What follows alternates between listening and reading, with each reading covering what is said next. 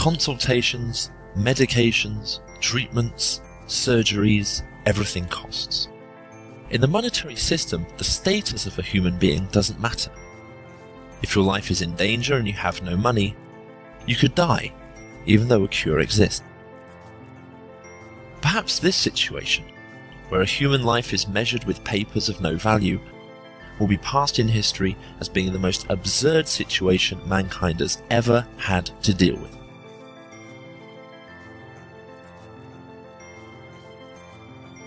In the documentary Sicko, you can see the terrifying reality in America, where doctors are paid to get rid of patients, and also save some money for medical insurance companies. In addition to this, the monetary system limits medical technology as well as research. Here are two simple examples created and perpetuated by the monetary system that shows how this kind of system, where profit is beyond anything else, leads to detrimental situations for the human species. Alcohol and tobacco, cigarettes, are two drugs sold in this system which are harmful for the human body.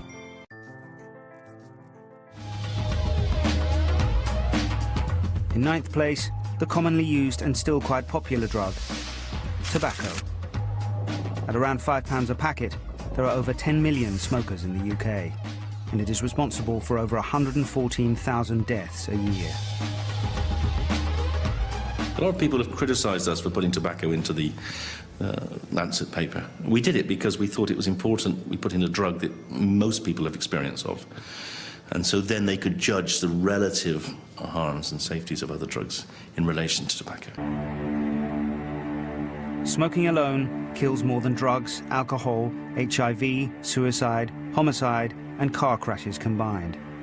Approximately 1 of every 2 lifelong smokers will eventually die from smoking. If current trends continue, 5 million children alive today in the UK will die prematurely of tobacco-related illnesses.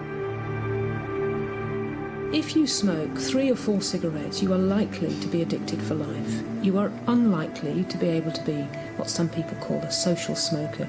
You are likely to spend the rest of your days trying to give up.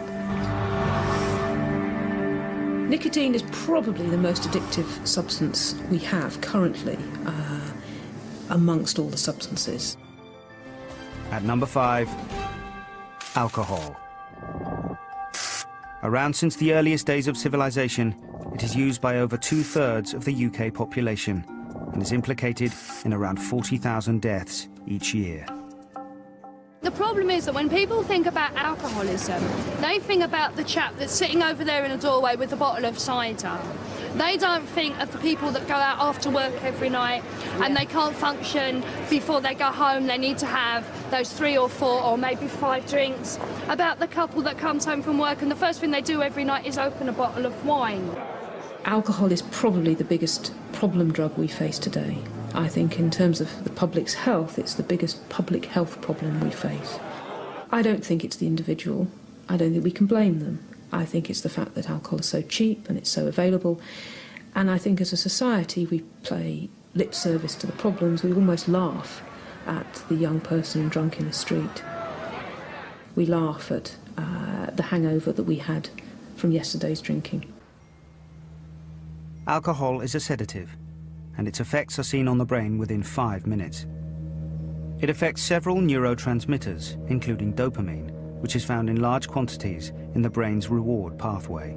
Stimulation of this system not only causes pleasure, but also gives alcohol its addictive qualities. Alcohol acts as a depressant, but at low doses removes inhibitions, so making the person sociable and talkative. As doses increase, speech begins to slur. It affects coordination and brings on nausea and vomiting. Long-term use can lead to damage of the heart, liver, and stomach. I think if alcohol was introduced today, it would certainly have many more sanctions on it than it currently has. It would probably be classified. It is the only drug now which we actively encourage people to use, which we underprice, which we sell aggressively, and yet we pick up the concept, pick up the damage all the time. There are currently over 180,000 alcohol-related hospital admissions each year. Deaths have nearly doubled over the past decade. Around 40% of A&E admissions are down to alcohol, and the cost to the NHS is up to £1.7 billion a year. And yet we carry on drinking. Professor Theodora Duca has been studying a new phenomena in our use of alcohol, the effects of binge drinking. We started studying binge drinkers and compare them to non-binge drinkers. It is the prefrontal cortex, the area of the brain, that develops so late in life. The damage being caused comes from the constant stopping and starting technique of binge drinking. For example, drinking in excess all weekend, but not at all during the week. When you, at one session, drink so much alcohol, then a lot of alcohol, which is toxic, is absorbed, going to the brain, and then damages the cells. Alcohol is then, the next day, slowly eliminated. The brain is challenged to produce a lot of substances which can be toxic and damaging for the brain. So is it better for you to drink constantly than to binge drink? If you had to make the choice, yes. That's what I'm trying to say, yes. Ideally, you shouldn't drink too much, whatever you do, because drinking continuously a lot is also bad. If in a week you drink, let's say, 2 bottles of wine, it's better to drink them day by day during the whole week than 2 bottles of wine in the weekend.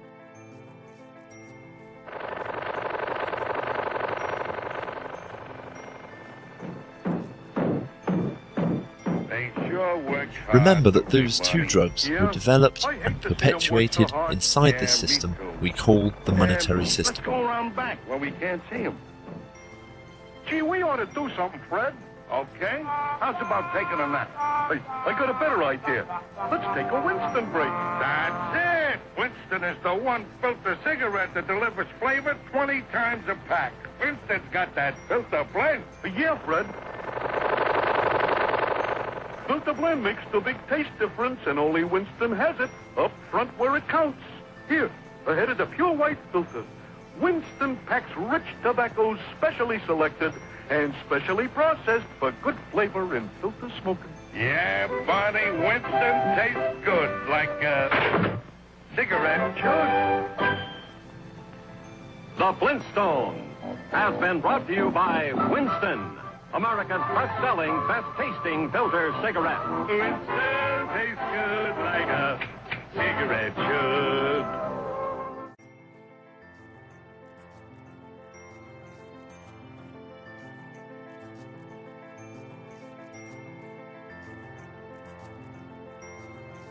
Good health is described as having a fit body, healthy digestive system, and well-exercised heart. But what about our brain? People are struggling to take care of their body shape, thinking that this is healthy, but they are forgetting something more essential: the brain. If your body health is very good, but you're a feral child, or from a very primitive tribe, or live your whole life based on artificial values, then you need to ask yourself, what does your body health support?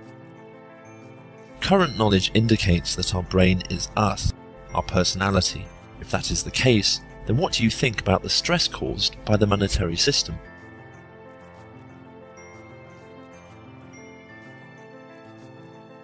You may well have medical insurance and feel very healthy, but if you are spending 8 hours, or maybe more, a day working in a place that you don't like, or have a repetitive job, then your medical insurance is of no help. You are still damaging your brain. Don't forget that your way of thinking may have a critical impact on the health of other body parts.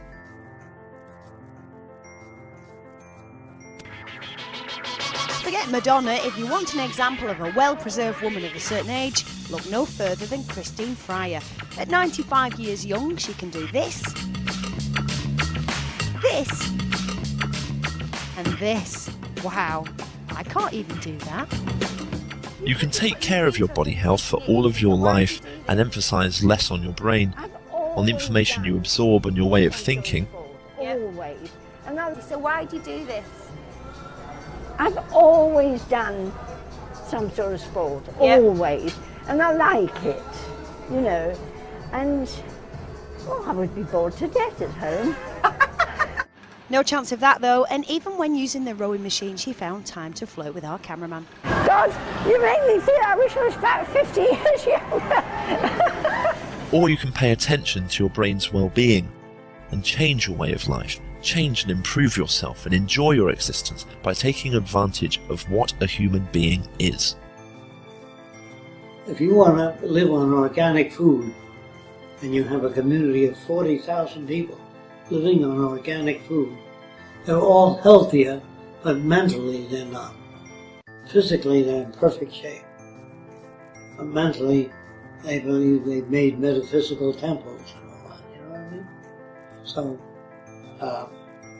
you might check out different cultures and say, yes, they're all healthy physically, mentally they're aberrated.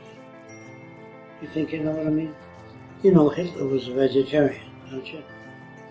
He believed in eating living things. But his brain was no better than it was. So if a person eats nothing but organic food, never had cancer, never had heart disease, but is fucked up with hair, that's associative disease. You know what that means? Doesn't like Swedes or Catholics or gays. That's associative disease. There are many people that try to study the mind. You can't study the mind. It's like taking primitive technology way back 100 years ago, giving them a transistor, saying, what is it? They can't say what it is. They don't know what a transistor is. They don't know what a capacitor is. They don't know what a vacuum tube is. So all they can do is cut it. Now if you bring a chemist in, he can tell you what comprises a transistor. Certain amounts of magnesium, silicon, you know what I mean? But he can't tell you what it is. Is that real clear? Studying the brain does not tell you anything about it. You have to study the brain's reaction in relation to the environment. The brain is a responding mechanism. When you shine a bright light in the eye, it responds. So you can say, this is how much it responds, how little it responds, but you can't tell what it is. Studying the brain gives you nothing unless you study it in relationship to the environment. A bird with wings can't fly when there's no air, and will stop flying if you can put an oxygen mask on the bird, and he'll flap his wings, and he won't get off the ground. He won't even try to fly after a while. Only with air there will he move. You understand?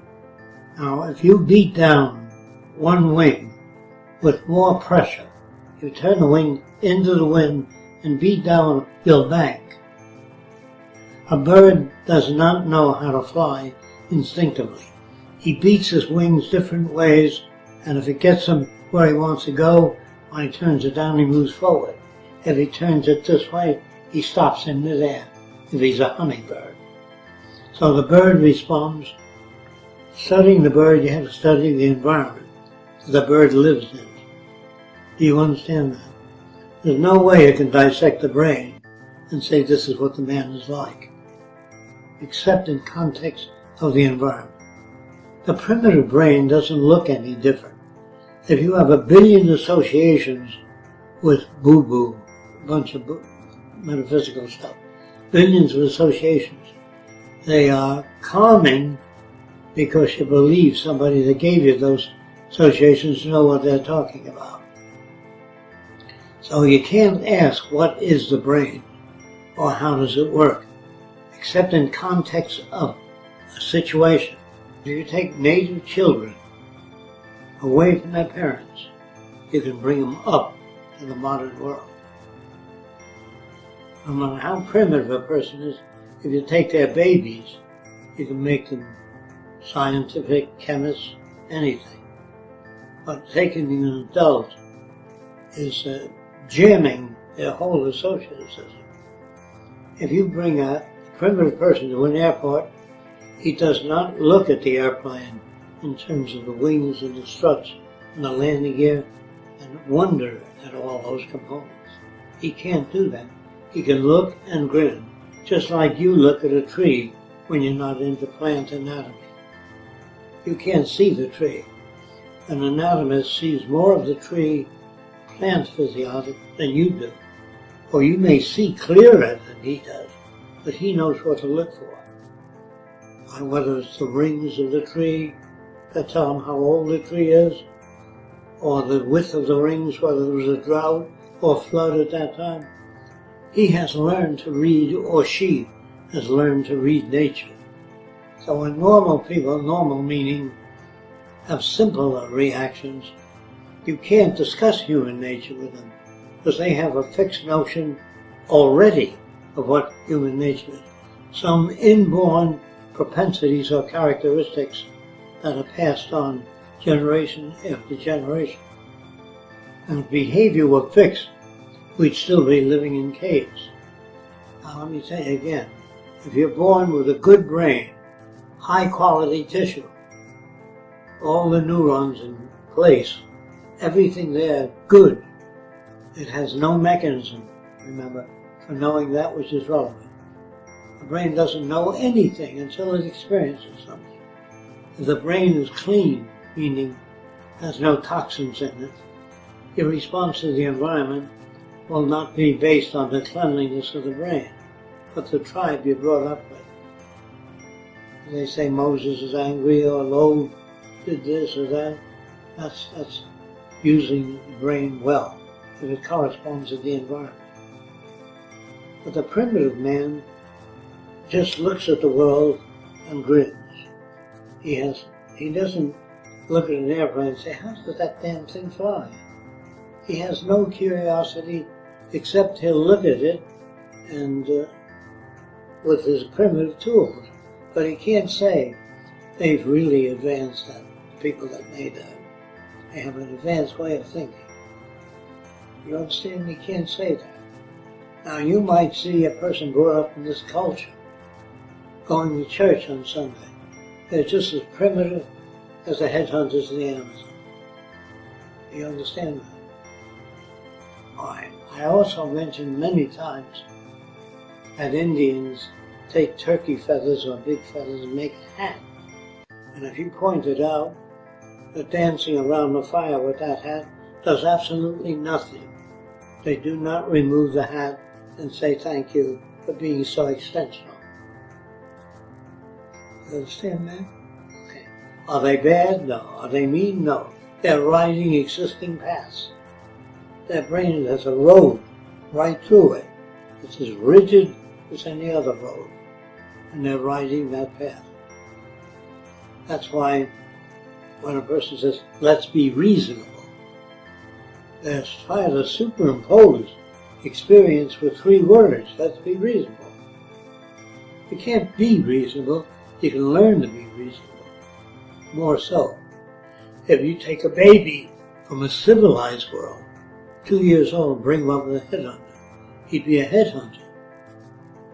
And if you say, that's a terrible thing, I don't know that it's much more terrible than the world you live in. When a guy is a plumber, another guy is an electrician, I think that's unfair use of the brain to make a person an electrician or a plumber generalist. You're giving them more tools, not all the tools, but more tools. The anthropologist studies different cultures, mainly primitive, but he doesn't think his own culture is primitive. See, unfortunately, there's no field you can study today that isn't entrapped in a culture somewhere. Do you know what that means? It's hard to escape. And if you really succeeded in escaping from your culture, you'd have difficulty talking to people. All you'd be doing is informing them. The brain is like a battery. The charge is the mind. You know what that means? A battery, if I put up a sign, battery free of charge, that would mean no electrical charge in them. That doesn't mean you can take it home. Nothing. If I give you a battery free of charge, a mind free of charge, sometimes it's a brain hit by lightning. It so saturates everything that the guy doesn't know he's even there. The brain's been shocked into non-associative systems. That can happen. Or the brain can be partially shocked into no association system. If you say, use your head, the person, you're telling them to use tools they don't have, is what you're saying. Use your head, think about it. Well, that doesn't tell them anything, unless you give them tools. They don't know what tools are. They have to show them what tools are. An inventive mind is not an inborn process. It's a person with a hell of a lot of tools, and that asks questions that are relevant. And the person says, I want a healthy body. I said, what do you want it for? If you're just healthy, so what? I'd rather have a healthy mind than a warped body.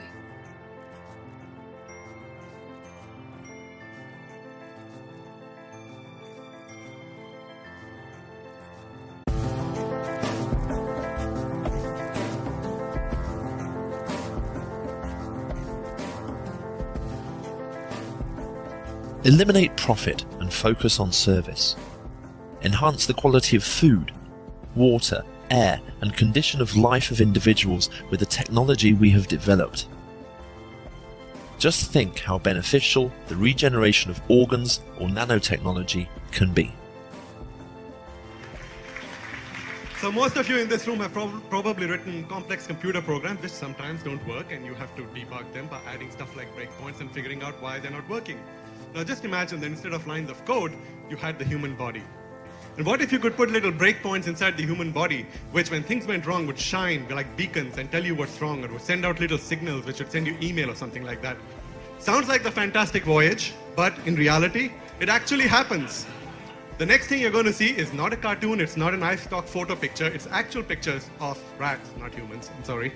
But they do light up like beacons and tell you where things are wrong.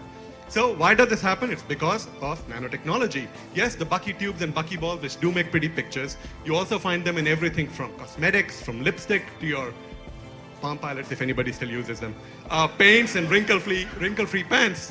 But there's a lot of stuff happening which actually makes them useful to human beings. And the reason it happens, lucky. Nanotechnology happens to be at the same size as the building blocks of the human body. So 1 to 100 nanometers, that's how they define it. I don't know why. Anyway, the reason and the advantage of this is because they are the same size, you can take advantage of cool properties and make you draw pretty pictures, because nanoparticles self-assemble into whatever that is. And also allows you to tune the physical properties where just by changing the shape and size, you can change the color, which can be useful, and you'll find out why. And, oh, cool. This guy actually cut off the optic nerve in a hamster, took this clear liquid, he still doesn't know why it works, put it inside the hamster, voila, 6 weeks to 6 months later, the hamster got its vision back. And what he found was that it actually healed wounds, it allowed you to do surgery in a clean environment, you just stitched the guy up and walked away and things just worked. And they still don't know why it works, but it's pretty cool and they have a patent. But in the end, it's all about the tricorder. All of us want to build the medical tricorder, and we will get there because of nanotechnology. There's other technologies which make it happen, like microfluidics. What microfluidics allows you to do is take nanowires, put them on this little chip, have these little microfluidic channels. Today, if you wanted to do the kind of experiments you do on these, you need a big lab with millions of dollars of big instruments. Someday, you'll be able to do it on a chip about that size and find out every disease that you have and what you may or may not have. The reason you can do it is due to techniques like dip pen nanolithography that allow you to write Northwestern University, but also allow you to make microarrays and whatever that is, conducting polymers, protein arrays, nanoparticle lines, and cool-looking words with nano in them.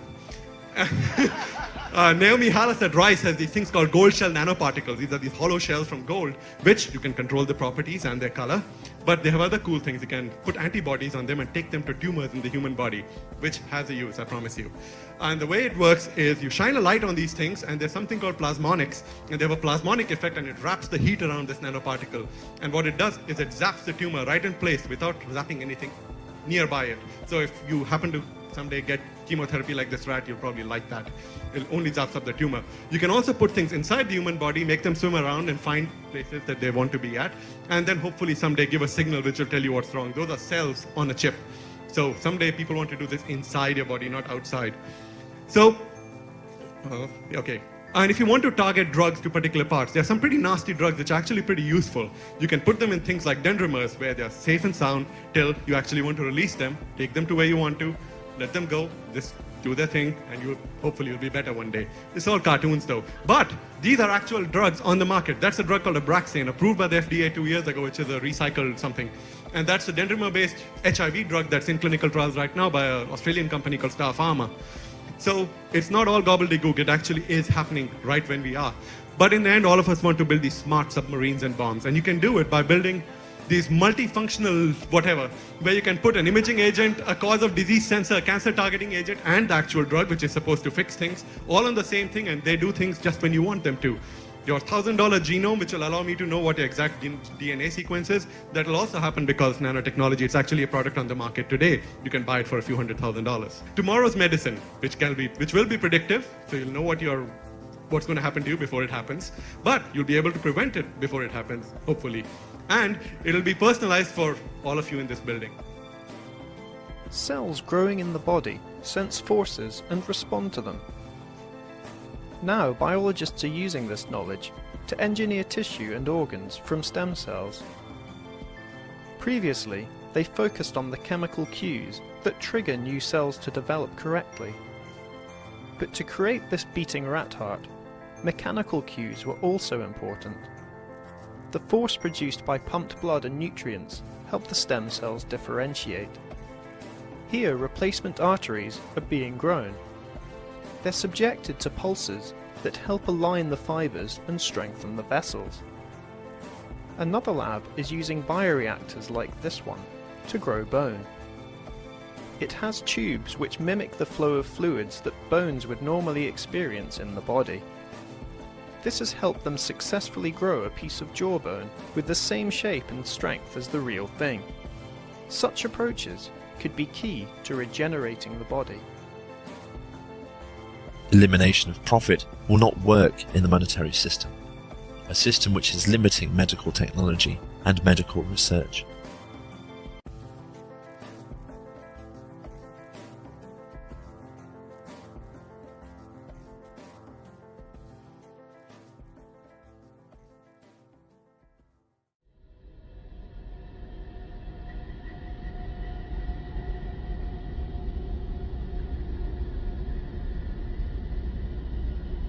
If an organisation created by humans does not have food and health as main concerns, then the organisation itself is to blame for human suffering.